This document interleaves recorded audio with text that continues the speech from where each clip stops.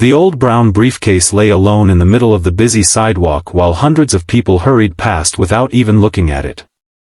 A poor young woman wearing worn-out shoes stopped, picked it up carefully, and whispered a silent prayer. She had not eaten a proper meal in 2 days, her rent was overdue, and every problem in her life could have disappeared if she had opened the case and kept what was inside. But instead of choosing the easy path, she chose honesty. She had no idea that the owner of that forgotten briefcase was one of the wealthiest single fathers in the country, and that her simple decision was about to change both of their lives forever. Before we begin this unforgettable journey, please take a moment to like this video, comment where you're watching from, share this story with someone who still believes in kindness, and subscribe to TrueTaleTime if you believe that good hearts always find their reward and that second chances can change lives forever. 23-year-old Maris Quinn had spent most of her life fighting battles that nobody else could see. After losing both of her parents during her teenage years, she worked countless temporary jobs just to survive. Every morning she walked across the city before sunrise hoping another employer might give her a chance. Every evening she returned to her tiny rented room carrying more disappointment than hope. Yet despite life's endless hardships, she refused to let bitterness replace compassion. She believed that poverty could steal comfort but should never steal character. That bright spring morning the city was alive with people rushing toward offices, schools, and businesses under clear blue skies. As Maris walked toward another job interview, she noticed the expensive leather briefcase lying beside a bench near a crowded intersection. Several people stepped around it without stopping. She waited for a few moments, expecting someone to return, but nobody did. She gently picked it up and searched for any identification without opening the locks. A small business card tucked into the handle revealed the owner's name, Rowan Mercer. The name sounded familiar. Rowan Mercer was the billionaire founder of one of the nation's fastest-growing technology companies. Newspapers often described him as a brilliant businessman and a devoted single father raising his young son after losing his wife years earlier. Although the media praised his business success, very few people knew the quiet pain he carried every day while balancing boardroom meetings with bedtime stories. Maris knew returning the briefcase would cost her precious time and probably make her late for another interview, but her conscience gave her only one choice. She boarded a crowded bus using her last few coins and traveled across the city to Mercer's corporate headquarters. The enormous glass building reflected the afternoon sunlight like a shining mountain of success. Standing outside in her faded clothes, she felt painfully out of place. Security guards looked at her with suspicion, and several employees assumed she was asking for money. Even so, she politely explained that she had found something belonging to Mr. Mercer. Inside the building, Rowan Mercer was experiencing one of the worst days of his career. The missing briefcase contained confidential contracts, personal financial documents, and something even more valuable, a small handmade birthday card created by his 8-year-old son, Elias. The little card, decorated with uneven crayons and a drawing of their family, reminded Rowan every day that no amount of wealth could replace the people he loved. Losing it hurt far more than losing any business papers. When security informed Rowan that a young woman wished to return his missing briefcase, he immediately rushed downstairs.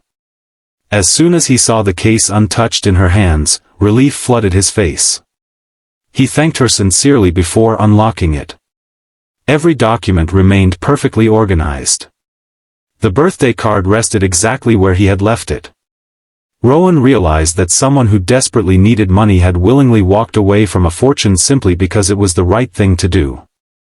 Instead of offering only a cash reward, Rowan asked about her life. Maris quietly admitted she had been searching unsuccessfully for stable work for nearly a year. She never exaggerated her suffering or asked for sympathy. Her honesty impressed Rowan even more than her integrity. He invited her to return the following morning for an interview, not as charity, but because he believed character was the greatest qualification anyone could possess. Maris arrived early the next day wearing the only neat outfit she owned. During the interview she answered every question with confidence, humility, and remarkable intelligence.